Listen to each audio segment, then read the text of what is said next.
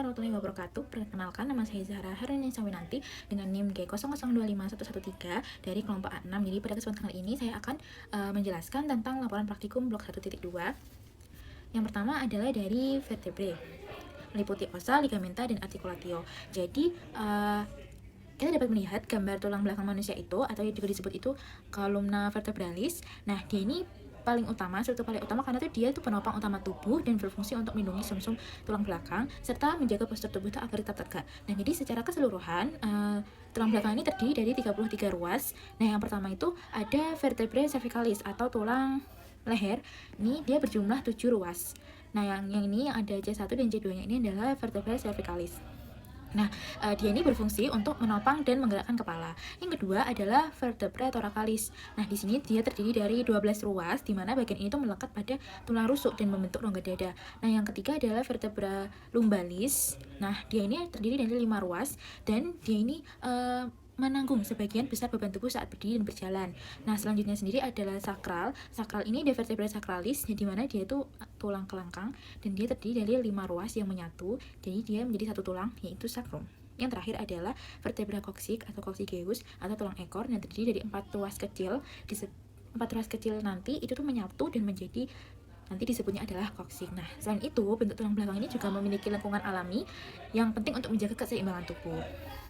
Nah, selanjutnya kita bahas dari yang pertama, yaitu cervical dari atlas C1 dan aksis C2. Yang pertama adalah kedua ini adalah atlas, yang ini adalah aksis. Nah, keduanya ini mirip sebenarnya, dan memiliki bentuk yang khas, dan ini tuh berperan penting dalam menopang kepala dan memungkinkan gerakan leher. Yang pertama adalah atlas C1. Dia ini paling khas karena dia tidak punya proses spinosus seperti yang punya aksis. Nah, dia itu selain tidak memiliki proses spinosus, tapi dia sebagai gantinya dia memiliki arcus anterior atlantis dan juga arcus posterior atlantis. Nah, di bagian atas itu juga terdiri dari fovea articularis superior yang nanti akan berartikulasi dengan condylus occipitalis dari tulang belakang. Nah, nanti itulah yang memungkinkan untuk gerakan menunduk dan mengadah kepala. Nah, seperti itu. Dan selanjutnya adalah dari aksis sendiri. Aksis sendiri itu dia punya tonjolan khas yang disebut dens aksis, yang disebut dens aksis atau processus odontoideus. Nah, dens ini tuh menjadi poros rotasi atlas dan kepala, sehingga memungkinkan kita untuk menoleh ke kanan dan ke kiri. Kalau tadi yang atlas ini adalah mengadah, menganggukkan kepala, kok yang ini tuh menengok kanan dan ke kiri. Yang selanjutnya adalah C3 dari vertebra cervicalis adalah C3 sampai C7. Nah, di sini itu dari cervicalis bagian bawah ya. Jadi ciri khas tulang cervical adalah memiliki foramen transversarium yang dimana nanti akan dilewati oleh arteri vertebralis. Selain itu, pada atasnya yaitu pada korpus terdapat tonjolan kecil yang disebut juga kayak processus uncinatus. Nah, nanti akan membentuk sendi kecil yang disebut uncoventral joint yang nanti akan membantu kestabilan leher kita. Nah, nanti setiap vertebra ini memiliki processus spinosus, kecuali yang tadi yang atlas. Nah, nanti processus transversus juga punya. Nah, selain itu nanti dia juga untuk melindungi medulla spinalis. Nah, cervical vertebra ini juga memiliki tuberculum anterius dan tuberculum posterius yang nanti menjadi tempat melekatnya otot. Yang selanjutnya adalah vertebra thoracalis, di mana di sini kita adalah tulang-tulang yang terletak di bagian punggung dan berartikulasi langsung dengan tulang rusuk. Nah, ciri khas dari vertebra thoracalis ini adalah adanya fovea costalis. Ini adanya fovea costalis, di mana nanti ada 2 jenis fovea, yaitu fovea costalis superior dan inferior pada korpus vertebranya. Nah, nanti fungsi utama dari bagian ini tuh sebagai tempat artikulasi dengan kaput costae dan tuberculum costae. Nanti nanti superior dan inferiornya, dan nanti di sini tuh memungkinkan kita untuk membatasi gerakan di daerah punggung, tapi tetap memberikan kestabilan yang kuat gitu.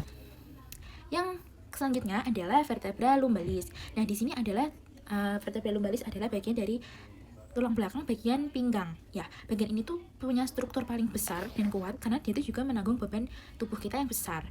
Nah, ciri khas dari vertebra lumbalis ini adalah korpus vertebranya itu besar dan berbeda dengan yang lainnya. Dia itu besar dan tebal serta tidak memiliki fovea costalis seperti thoracalis tadi. Nah, tulang ini tuh punya processus mamillaris dan juga processus accessorius yang dia itu mengarah horizontal sebagai tempat pelekatan otot punggung bawah. Nah, dia juga punya proses spinosus seperti yang lainnya, tapi dia itu nanti akan dilewati proses spinosus vertebra lumbalis ini lebar dan pendek. Nah, nanti dia itu juga mengarah horizontal dan dia bentuk foramennya itu tebal. Bentuk foramennya itu tebal, segitiga, dan melindungi medula spinalis yang berlanjut menjadi nanti cauda equina. Nah, yang terakhir, belum yang terakhir. Yang selanjutnya adalah os sacrum. Nah, ini ada dari posterior dan anterior. Nah, jadi os sacrum ini adalah hasil fusi dari 5 vertebrae sacralis. Nah, di bagian depan terlihat foramina sacralia anteriora. Nanti dia itu menjadi jalan keluarnya saraf sacralis. Nah, di mana di bagian atas itu juga terdapat promontorium, di mana tonjolan yang menandai perbatasan antara vertebrae lumbalis dengan sacrum. Nah, pada tampilan posterior terlihat crista sacralis mediana, yaitu bekas penyatuan dari processus spinosus. Nah, selain itu juga ada foramina sacralia dan hiatus sacralis di bagian bawah ekor yang menjadi tempat keluarnya saraf ekor. Nah, gitu.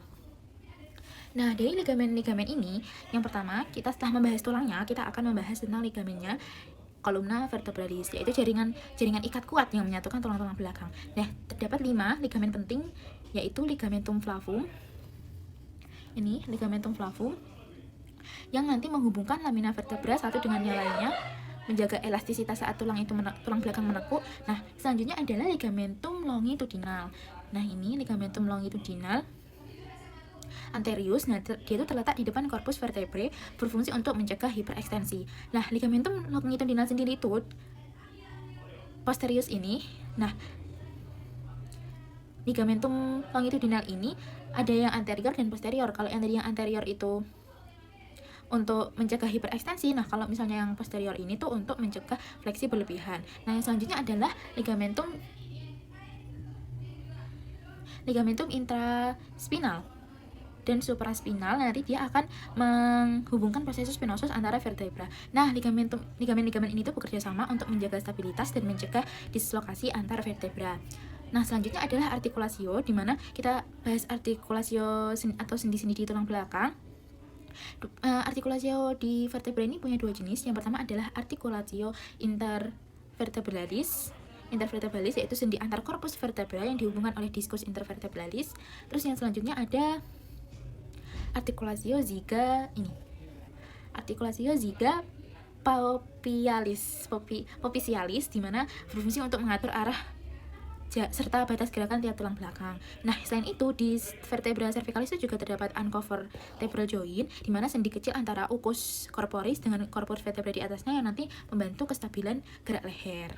Nah, oke. Yang selanjutnya adalah plexus brachialis. Nah, di plexus brachialis ini adalah terbentuk 5 bagian utama.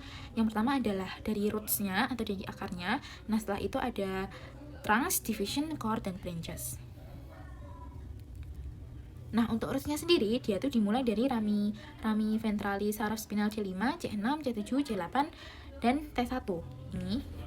Nah, dia ini adalah ada 2 cabang penting yang langsung keluar dari roots ini adalah nervus dorsalis scapulae dari C5. Nanti dia mempersarafi otot levator scapula dan rhomboideus, dan nervus thoracicus longus, dan dia itu nanti akan ke otot serratus anterior, nanti penting untuk menahan scapula di dinding toraks. Yang selanjutnya adalah trunks atau bagian batang. Nah, dia itu terbagi dari 3, superior, medius, dan inferior. Nah, kalau superior sendiri itu dari C5, C6, itu C5 dan C6. Nah, bagian medialnya adalah C7, dan bagian inferiornya adalah C8 dan T1. Nah, nanti di sini tuh keluar di superior itu ada keluar nervus suprascapularis untuk otot supraspinatus dan infraspinatus, serta nervus subclavius untuk otot subclavius. Nah, yang ketiga adalah division. Dan nanti setiap trunkus itu akan bercabang menjadi 2, yaitu divisio anterior dan divisio posterior. Ini divisio anterior dan divisio posterior. Nah, nanti divisio ini tuh mempersarafi otot-otot flexor atau di bagian depan lengan, sedangkan divisio posterior ini akan mensarafi otot-otot extensor atau di bagian belakang lengan. Yang keempat adalah cords, di mana kumpulan serabut di sekitar arteri axillaris. Nah, nanti setelah melalui clavikula, nanti cabang-cabang ini bergabung membentuk 3 cords yang dinamakan sesuai posisinya terhadap arteri aksilaris. Yang pertama adalah lateral cord. Jadi dia dari dua divisio anterior truncus superior dan medius. Jadi dia C5C7. Nah, setelah itu dia ada posterior cord di mana tadi C5C7 itu nanti akan dicabangi oleh cabang penting. Yang pertama adalah nervus musculocutaneus dan juga nervus pectoralis lateralis. Nah, yang selanjutnya adalah di posterior cord. Posterior cord itu ada dari semua divisio posterior dari C5 sampai T1. Nanti dia mencabangi dari nervus subscapularis, nervus thoraco-dorsalis, dan nervus axillaris dan juga nervus radialis. Nah, sedangkan yang medial cord itu berasal dari divisio anterior truncus inferior, yaitu dari C8 sampai T1. Nanti dia akan mencabangi nervus pectoralis medialis, nervus cutaneus brachymedialis, nervus cutaneus anterbrachymedialis, dan nervus ulnaris. Nah, yang terakhir itu ada branches terminal, yaitu cabang akhirnya, dimana bagian terminal dari plexus brachialis ini terdiri dari 5 saraf utama yang sangat penting untuk fungsi motorik anggota gerak tubuh. Yang pertama adalah nervus musculocutaneus, yaitu dari C5 sampai C7, yaitu dimana otot-otot flexor lengan atas, yaitu kayak seperti bicep brachialis dan juga coracobrachialis. Nah, selanjutnya adalah nervus axillaris, yaitu C5 sampai C6. Dia itu nanti mensarafi oleh otot deltoid dan teres minor. Nanti juga dia memberikan sensasi di kulit bahu bagian lateral. Yang selanjutnya adalah nervus radialis, di mana nanti dia terletak di C5 sampai T1, dan itu seluruh otot ekstensor lengan dan tangan, dan dia juga penting untuk gerak ekstensi siku dan pergelangan. Yang selanjutnya adalah nervus medianus. Nanti ini dia dari C6 sampai T1, dia tuh mensarafi otot-otot flexor lengan bawah dan sebagian besar otot tangan bagian lateral, yaitu termasuk juga otot ibu jari. Nah, selanjutnya adalah yang terakhir adalah nervus ulnaris, dia itu dari C8 sampai T1, dia itu mensarafi otot-otot intrinsik tangan bagian medial dan kulit jari kelingking sampai manis. Nah, seperti itu. Selanjutnya ke nomor yang terakhir yaitu femoralis yang meliputi osa, muskuli, dan inervasinya. Yang pertama kita tuh memiliki osa femur. Nah, di sini tuh femur punya bagian-bagiannya. Dia tuh tulang panjang paling terbesar dan terkuat di tubuh manusia karena dia sebagai penopang berat badan serta penghubung antara panggul dengan lututnya. Yang pertama kita tuh ada caput femoris, yaitu kepala femur yang nanti akan bersendi sama acetabulum membentuk articulatio. Nah, gitu. Nah, yang selanjutnya adalah column femoris, ini adalah leher femur, dan yang ketiga adalah corpus femoris, ini adalah batang femur yang panjang dan sedikit melengkung ke depan. Nah, nanti ada trochanter mayor dan trochanter minor, yaitu tonjolan tempat melekatnya otot besar seperti gluteus dan iliopsoas, dan yang terakhir adalah di bagian bawah itu terletak condylus medialis dan lateralis yang berartikulasi dengan tulang tibia untuk membentuk sendi lutut. Nah, kita bahas di muskulinya.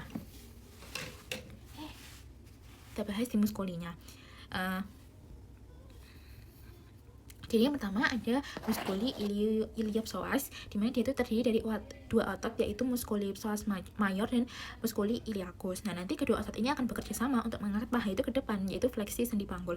Nah, otot ini tuh juga berperan penting saat kita berjalan atau mendang. Yang selanjutnya ada musculus sartorius. Musculus sartorius ini otot terpanjang di tubuh manusia. Nanti dia memanjang dari panggul ke bagian dalam lutut. Nah, nanti fungsinya dia itu untuk membantu fleksi, abduksi, dan juga rotasi serta fleksi lutut.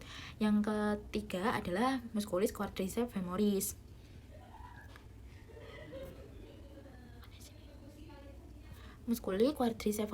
Di mana nanti dia itu kelompok otot terbesar dari bagian depan paha, dan dia itu terdiri dari rectus femoris, rectus femoris, vastus lateralis, dan juga vastus medialis.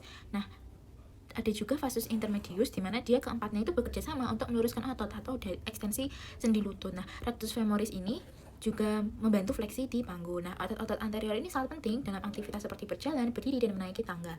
Nah, yang selanjutnya ini di bagian medial dan posterior atau dalam dan belakang. Nah, di bagian medial ini ada adduktor, ada otot-otot adduktor. Nah, otot ini tuh berfungsi untuk menarik paha ke arah dalam tubuh. Dia kayak adduksi panggul. Nah, beberapa otot yang meliputinya adalah pectineus, yaitu ada adduktor longus, juga adduktor brevis, ada musculus gracilis, juga ada musculus adductor magnus. Nah, kelompok ototnya ini itu bekerja saat kita tuh menyilangkan kaki atau menjaga keseimbangan saat berdiri satu kaki. Nah, itu fungsinya. Nah, kalau bagian posteriornya ini atau biasa kita disebut dengan otot hamstring, otot posterior ini tuh fungsinya tuh untuk ekstensi panggul dan fleksi lutut. Nah, otot-ototnya itu terdiri dari musculus biceps femoris, dia itu musculus bicep-femoris ini dia tuh di caput longum dan caput breve, dan ada musculus semitendinous dan musculus semimembranous. Nah, ketiga otot ini tuh tadi yang saya sebutkan itu tuh kelompok hamstring. Nah, nanti dia tuh fungsinya saat kita menekuk lutut, berlari, atau bangkit dari posisi duduk. Jadi secara keseluruhan otot-otot regiofemorales ini tuh bekerja bersama untuk menggerakkan panggul dan lutut serta menjaga stabilitas tubuh bagian bawah. Nah, yang terakhir kita ke inervasinya di saraf regiofemoralis. Nah, ini tuh inervasi di daerah paha atau femur ini terutama berasal dari plexus lumbalis dan plexus sacralis. Nah, ini adalah beberapa saraf-saraf pentingnya, yaitu nervus femoralis. Nah, ini nervus femoralis, dan dia itu berasal dari L2 sampai L4. Dia menginervasi otot-otot anterior paha seperti musculus iliopsoas yang tadi dan musculus quadriceps femoris. Nah, saraf ini tuh juga memberikan sensasi pada permukaan anterior paha dan bagian medial tungkai bawah. Yang selanjutnya adalah nervus obturatorius bawahnya, yaitu dia juga berasal dari L2 sampai L4. Dia itu menginervasi otot-otot medial paha seperti musculus adductus longus, brevis, magnus, dan juga musculus gracilis. Nah, fungsinya itu tadi untuk memberikan gerak adduksi pada paha. Yang selanjutnya adalah nervus gluteus superior dan gluteus inferior, dimana itu dia berasal dari plexus sacralis yang nanti akan mensarafi otot-otot gluteal di pinggul bagian belakang. Nah, yang selanjutnya adalah yang paling penting juga, dia ada nervus ischiadicus. Nah, nervus ischiadicus ini saraf terbesar di bagian tubuh manusia, jadi dia paling penting. Nah, dia itu saraf ini tuh turun dari bagian belakang paha, nanti dia memensarafi otot hamstring, lalu bercabang jadi nervus tibialis sama nervus fibularis, nanti communis, dan nanti menginervasi seluruh bagian bawah tungkai hingga kaki. Jadi kayak dia tuh berperan penting gitu. Jadi secara kesimpulannya ya, saraf-saraf ini tuh bekerja untuk mengatur pergerakan otot paha serta memberikan sensasi pada kulit dan di sekitarnya. Baik, thank you. Jadi sekian dari saya. Kurang lebihnya mohon maaf jika ada kekurangan dalam menjelaskan dan juga kekurangan ada yang kesalahan dalam penyampaian materi. Wassalamualaikum warahmatullahi wabarakatuh.